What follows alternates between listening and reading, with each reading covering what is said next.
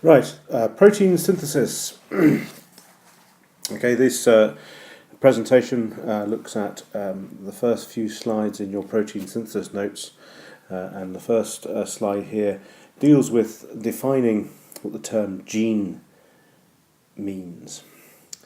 Okay, so the first line here says a gene is a length of DNA or a sequence of nucleotides that codes for one polypeptide. If I was to look at the idea of a gene on this diagram here, what we see is that a gene is a length of DNA or a sequence of nucleotides, and this is best shown actually when the cell is just about to divide. As we know from the work you have done with Mrs. Cox, cells just prior to dividing, this is eukaryotic cells, just prior to dividing, the DNA or chromatin as it's known, what it does is it condenses and forms up into these visible structures which we know as chromosomes. And chromosome, here is a chromosome here, with its two constituent chromatids. Okay? What a gene is, with respect to a chromatid or a chromosome, is it is a sequence of nucleotides or a length of DNA, okay, which exists at a particular position on a particular chromosome. Okay, and the term that we use for this position is the term locus, this term here. So a gene occupies a specific site on a chromosome which is termed a locus. Okay, so this could be the locus for a particular gene here.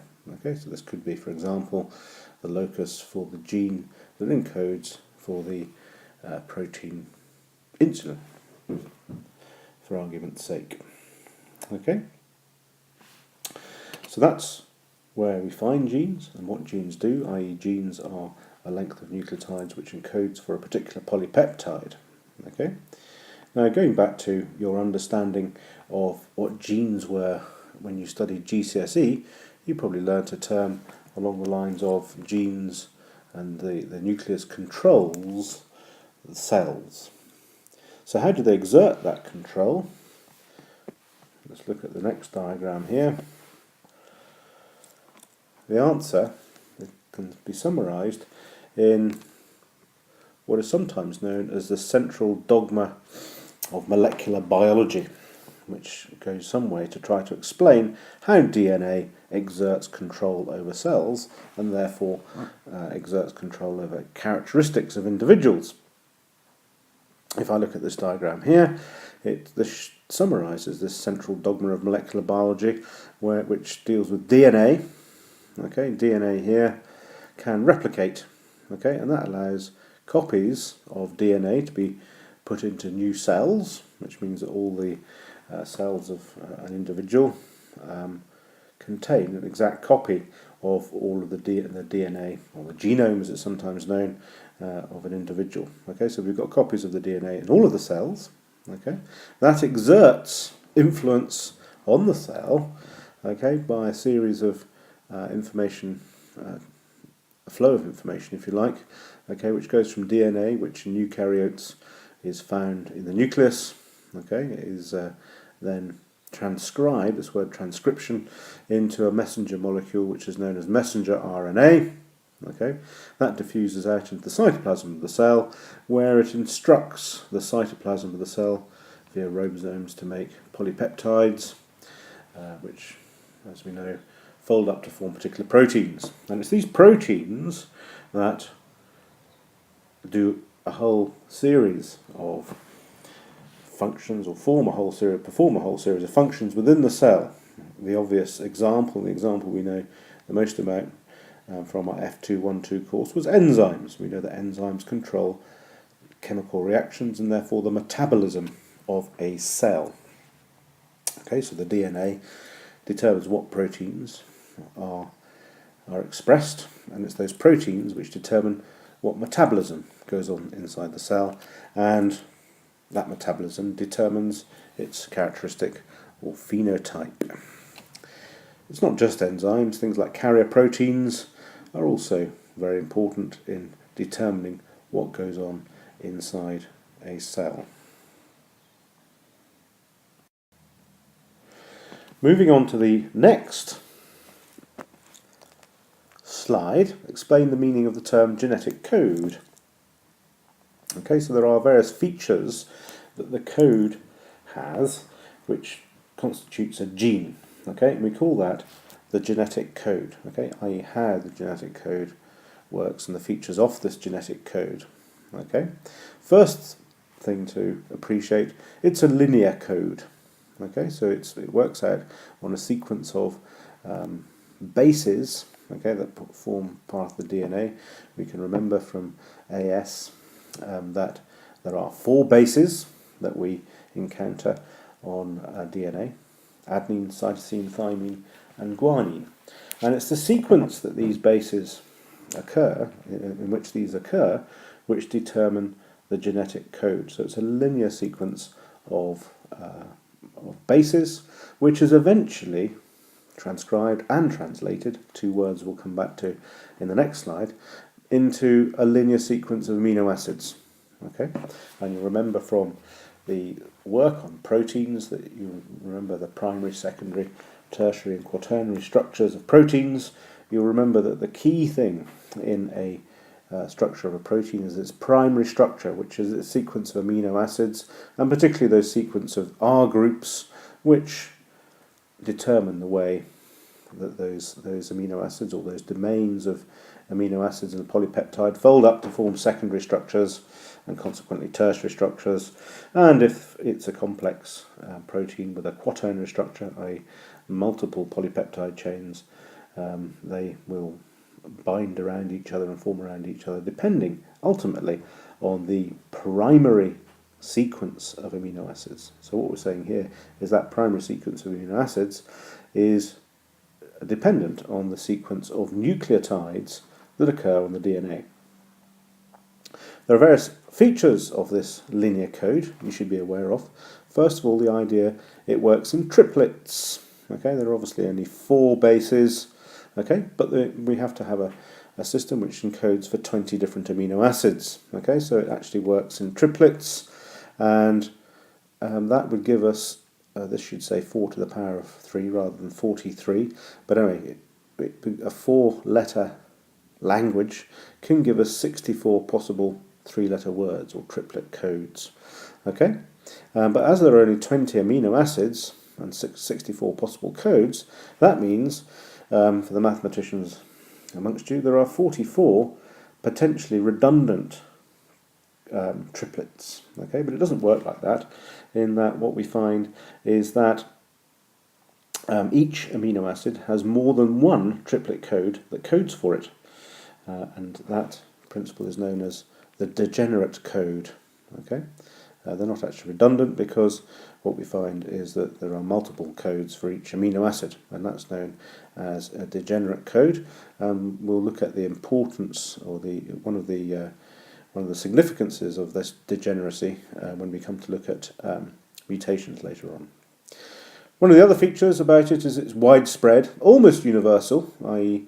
almost the same in all living organisms. Okay, but there are some living organisms that have slightly different genetic codes, some archaebacteria, and some of the coding that actually goes on in organelles of eukaryotes. So some mitochondrial DNA has a slightly different coding system than most. But most organisms have exactly the same genetic code, i.e. the same 3 bases in DNA leads to the same amino acid being deposited in the sequence of in a polypeptide. This, as we'll come across later in the term, is also forms the basis from which genetic engineering can occur, i.e. we can put a gene from one organism into another, and it's transcribed and translated in exactly the same way to make the same protein, which allows us to make things like insulin within bacterial cells and things like that. Okay, so a few diagrams here just to illustrate some of the things I've been talking about. First of all here, the idea of it being a linear code. It's a linear sequence of bases, here, which results in a linear sequence of amino acids here. Okay, so a linear sequence here leads to a linear sequence of amino acids here. What this diagram doesn't show is the intermediate messenger RNA molecule. Okay, it also says that the code forms in triplets. Okay, this 3 is red, and therefore this 3 is red, and therefore this 3 is red, and these triplets all result in the coding of a particular amino acid. Okay. One of the other features, which is I haven't mentioned in my slide, it's also described as non-overlapping, i.e. we read this 3 and then this 3 and then this 3, rather than another way of, it might have been organised but it's not, is it could have been this 3 followed by this 3 followed by this 3, okay? But it doesn't work like that, and that's described as being non-overlapping. Okay? If I actually start to look at the actual genetic code itself, okay, we actually know, you don't have to know any of these, okay, but there's interesting features to look at this. This shows you the actual codes for all of the amino acids, okay. This isn't actually the DNA codes, but this is actually the codes on the messenger RNA and which triplets are translated to which amino acids. So these things here are all the different amino acids, and they're three letters which denote, or symbols if you like, for each of the amino acids: phenylalanine, leucine, serine, proline, cysteine. Cysteine is that one which has got the sulfhydryl group we mentioned back in F215, and so on. And these, what you'll notice, the idea of degenerate code is that you'll notice, for example, that leucine, okay, this amino acid here, has 1, 2, 3, 4 triplet codes. Okay, so these are RNA triplets, okay, on the messenger RNA, which leads to the translation in the polypeptide chain of the amino acid leucine. Okay, one of the things we'll look at a little bit later when we look at mutations is that you'll notice that all the triplet codes for leucine are all quite similar. Okay, so they all have for example, the first 2 bases there, and they also have the same second base there. So it's only in the third base that there's any difference in these triplet codes. Okay, one of the significances for that is if mistakes occur, it's very possible that a mistake might result in the same amino acid being put into the polypeptide. Okay, and therefore this code is said to be fault tolerant. So if CUU was accidentally transcribed into CUC, it wouldn't actually have any impact on which amino acid was placed into our polypeptide. Okay, so that's the actual genetic code. Again, you don't have to know any of these. Okay, there are other things which are quite useful to know about. You'll notice that there are one of these things, 3 of these things which say stop. Okay, there's a stop codons, okay, which actually signal at the end of a piece of mRNA, that at the end of a gene on a piece of mRNA, that actually the process of translation stops, it's interrupted, and the protein is actually completed by that stage. Okay, other ones, you'll notice that methionine down here only has 1 triplet code, or codon, as we'll talk about codons later on, only has 1 of these. All proteins start with this triplet code AUG, which leads to methionine being the first amino acid that is that's placed into each polypeptide. Okay, so quite a lot of proteins start with methionine. However, some proteins have the methionine chopped off in the Golgi body after the protein has been synthesized. Okay, but we'll look at that in a little bit more detail in a minute. This next slide gives you an overview of the whole protein synthesis process, and we'll use diagrams to show where the nucleotide sequence codes for this amino acid sequence we talked about on the previous slide. Okay, so we split it down into 2 different processes: transcription, which I mentioned before, and translation. Okay, the key thing in eukaryotic cells is to remember that transcription occurs in the nucleus, okay, whereas translation occurs in the cytoplasm attached to ribosomes. Remember, we studied this process very much in outline at AS, and you've known that ribosomes, the actual amino acids, assemble together in a particular sequence on ribosomes. But let's deal with transcription first of all. Okay, so it's DNA used as a template to produce a molecule of mRNA, and then the mRNA then diffuses out of the nucleus into the cytoplasm. Okay, so that's the key idea, is that DNA here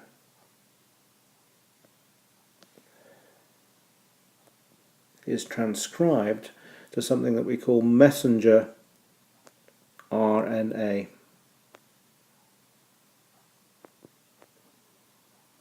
Okay, and that happens in the nucleus,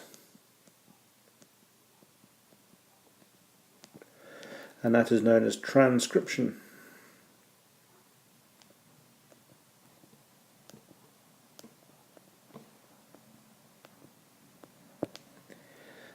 Okay, so that's a key, that's the first idea, transcription. Okay, whereas the next idea that occurs, and this is the idea of translation, so this occurs in the cytoplasm, okay, and attached to these ribosomes, which are often on rough endoplasmic reticulum. Okay, mRNA bases, okay, from transcription are read in triplets, okay, which we call codons. A triplet codon, the messenger RNA, is called a codon by the tRNA molecules, which bring particular amino acids that correspond to that tRNA's anticodon. Okay, that might be all difficult to understand at the minute, but that will make itself clear when I look at the diagram below. mRNA is translated into a sequence of amino acids that then folds into secondary, tertiary, and perhaps quaternary structure, which has a specific function. So the key idea is this all happens in the cytoplasm. Okay, so another key idea is that our messenger RNA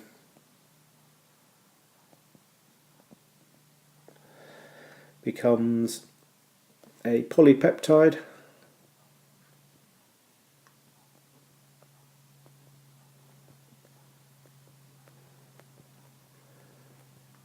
is a sequence of amino acids, and this occurs in the cytoplasm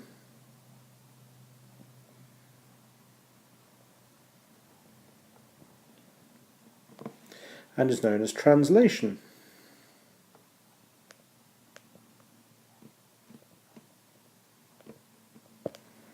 And looking at all that diagrammatically below, okay, so here I've got the nucleus here in this cell. Okay, and so inside the nucleus we've got a piece of DNA which will represent our gene, okay, our sequence of bases that represents the code for a particular protein, let's say an enzyme, and that's then transcribed into this messenger molecule, okay, substance called messenger RNA. Okay, that messenger RNA then diffuses out of the cytoplasm, where it is then attaches to a ribosome. This grey shaded region here is a ribosome, and on that ribosome these clover leaf shaped molecules, which are called tRNA molecules, what they do is they successively bring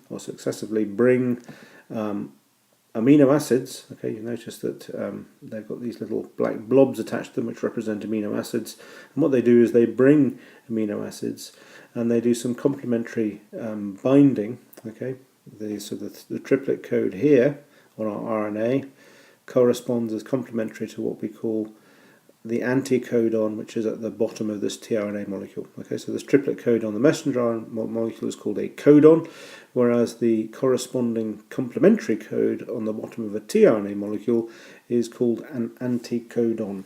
Okay, and each anticodon corresponds to a particular amino acids which that particular tRNA molecule carries to the mRNA. Okay, so this triplet code here corresponds to this particular triplet code here, which corresponds to this particular amino acid here, and that's how the code is translated. And this whole process is called translation. Okay, so moving to the next slide. Right, this deals with the nuts and bolts of what's going on, some of which we studied at AS in the lower six. Okay, so I've got some diagrams here to demonstrate this, and also a few video clips for you to look at, because it is better visualized in sort of cartoon form. So, going back to my transcription to translation, okay, the first 1, 2, 3, 4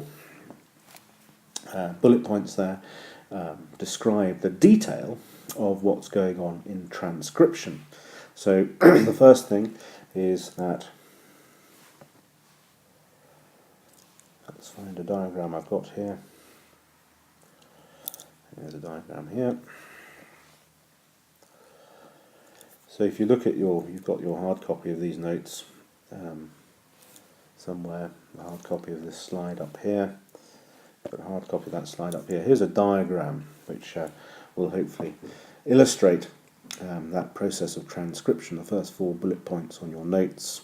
So what happens is that an enzyme called RNA polymerase, not to be confused with DNA polymerase, which you studied at AS, which is the enzyme which catalyzes the replication of DNA. Okay, this is something different. This is called RNA polymerase.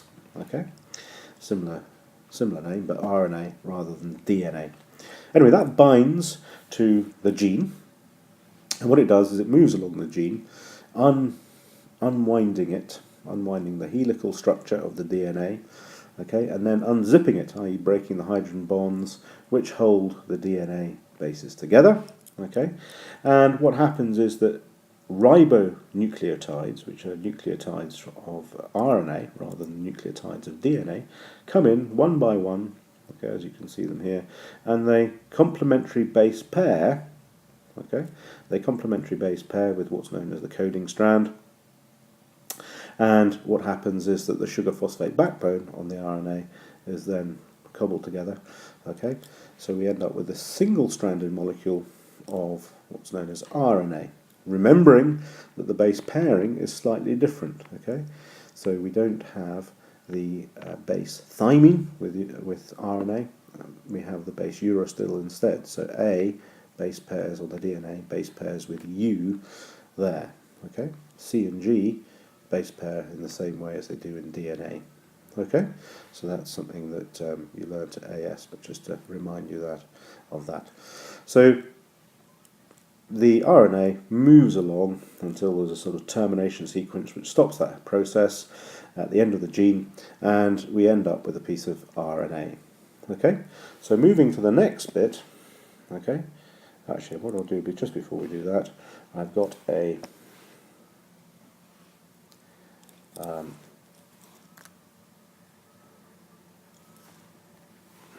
little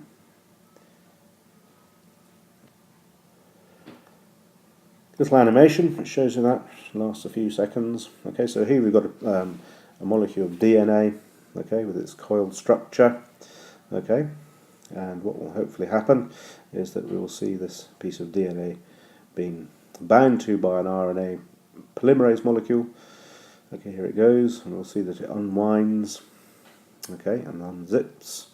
Okay, so here's the RNA polymerase molecule, which is about to bind to a promoter site, which is a bit just before the gene, okay, which we'll talk about later.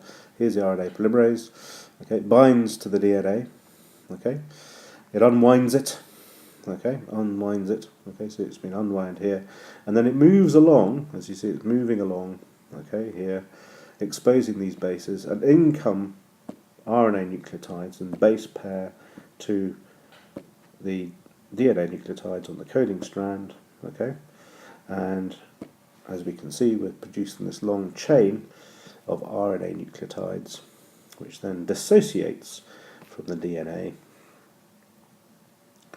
and that's happening until the RNA reaches the end of the gene, a thing called the termination site, when the RNA, single-stranded RNA molecule will come away from the DNA. The RNA polymerase also dissociates from the DNA, so we end up with this strand of messenger RNA, which if you like is a template of the coding strand on the DNA. Okay, so that's transcription dealt with. Now I want to look at translation, which is the bit that we didn't really study in any detail at AS. So the starting point for translation is when this messenger RNA molecule, which we just made in transcription, diffuses out into the nucleus, out from the nucleus into the cytoplasm, and it binds to the ribosome. Now, the difficult bit to appreciate here is that there are amino acids in the cytoplasm which are attached to these special molecules here, which are called transfer RNA, okay, or tRNA for short, tRNA. Okay, so they're made of RNA, and they're cloverleaf shaped.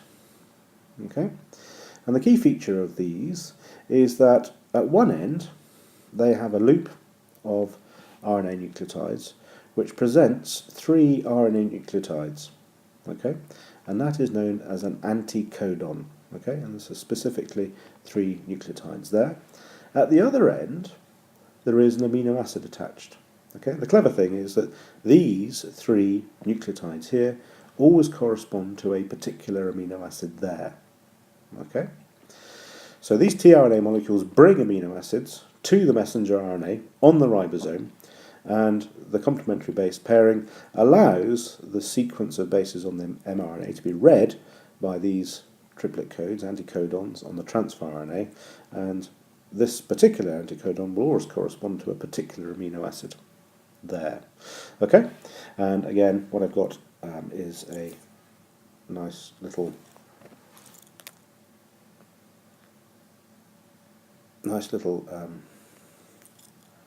animation of that happening.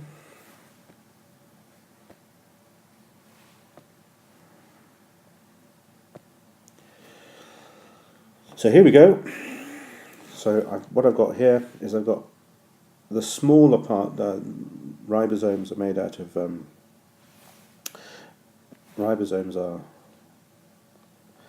of two subsections.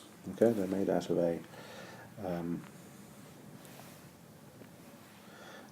a small subunit, and this bit up here is a large subunit. Okay, so the RNA attaches to the small subunit. Okay, and then the large subunit attaches to the small subunit, and one of these tRNA molecules. And remember, I said that all proteins start with methionine. So the tRNA molecule bringing methionine comes and binds to AUG, complementary base pairing there.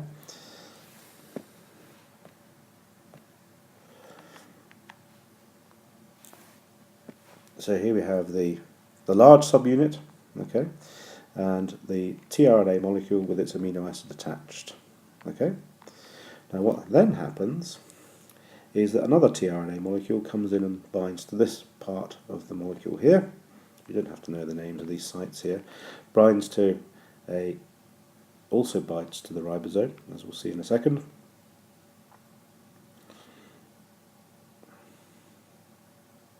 So in comes another tRNA molecule. Okay, so this has got a different anticodon and a different amino acid associated with it. Okay, and it binds by complementary base pairs here, C to G, C to G, and G to C. Okay, then what happens is a polypeptide bond forms between the two amino acids.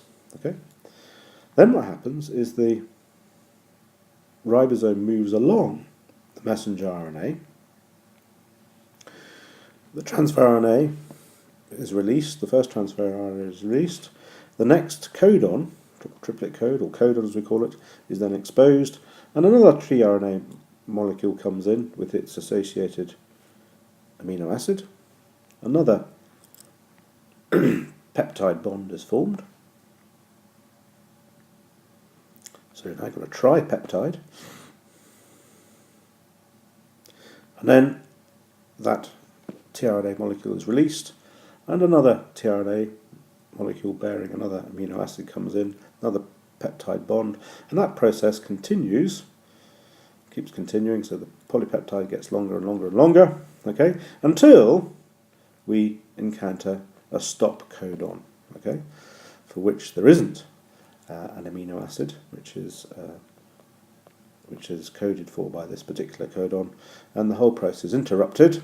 Okay, the ribosome splits apart, and the tRNA molecule goes off, and we end up with our polypeptide there. Okay.